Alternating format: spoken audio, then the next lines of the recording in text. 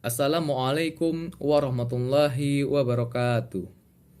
Perkenalkan, nama saya M. Alia Pertama Zulkarnain dengan NIM 2042102333. Baiklah, di sini saya akan memenuhi UTS mata kuliah Al-Quran dan Hadis. Di sini saya akan menjelaskan sedikit tentang hukum qalqalah sugro dan kubro. Pengertian qalqalah. Qalqalah adalah menyembunyikan huruf-huruf tertentu dengan suara memantul keluar dari makhrijul huruf, tempat keluarnya huruf, karena huruf tersebut berbaris sukun, mati, atau huruf hidup dibaca sukun, mati. Karena diwakafkan, diberhentikan. Huruf qalqalah dalam ilmu tajwid terbagi menjadi 5, yaitu ba, jim, dal, ta, dan kaf. Kelima huruf tersebut jika dimatikan akan menimbulkan getaran bila dibaca. Untuk memudahkan dalam mengingatkan kelima huruf qalqalah tersebut, ia biasanya disingkat menjadi jaddi kotobu. Cara mengingat lainnya adalah dengan mengingat huruf qalqalah menjadi baju di toko. Qalqalah kubro dan qalqalah sugro beserta hukum bacaannya. Hukum bacaan qalqalah terbagi menjadi 2, yaitu qalqalah kubro dan qalqalah sugro. Cara membacanya akan berbeda tergantung posisi qalqalah, apakah berada di tengah kata atau di akhir kata pada ayat Al-Quran. 1. Qalqalah kubro dan contoh bacaannya dalam bahasa Arab. Kubro artinya besar. Qalqalah kubro artinya qalqalah besar yang dibaca hurufnya dengan pantulan kuat. Qalqalah kubro terjadi ketika 5 huruf qalqalah tadi berada di akhir kalimat. Di antara contohnya adalah sebagai berikut. Quran Surah Al-Laham ayat 5. Bismillahirrahmanirrahim. Bijidha hablum mim masad. Jadi dari ayat tersebut dapat diketahui terdapat huruf dal yang diwakafkan di akhir kalimat. Quran Surah Al-Falaq ayat 1.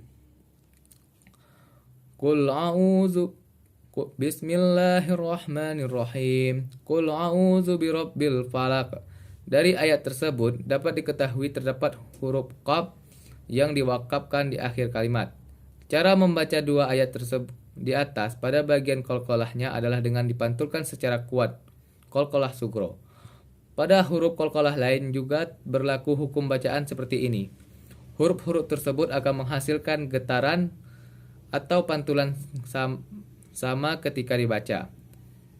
2. Qalqalah sugro dan contoh bacaannya. Sebaliknya, sugro artinya kecil dalam bahasa Arab. Dengan demikian, pantulan bacaannya lebih ringan. Lazimnya, qalqalah sugro dilakukan pada 5 huruf qalqalah yang berada di tengah ayat. Contoh bacaannya adalah sebagai berikut.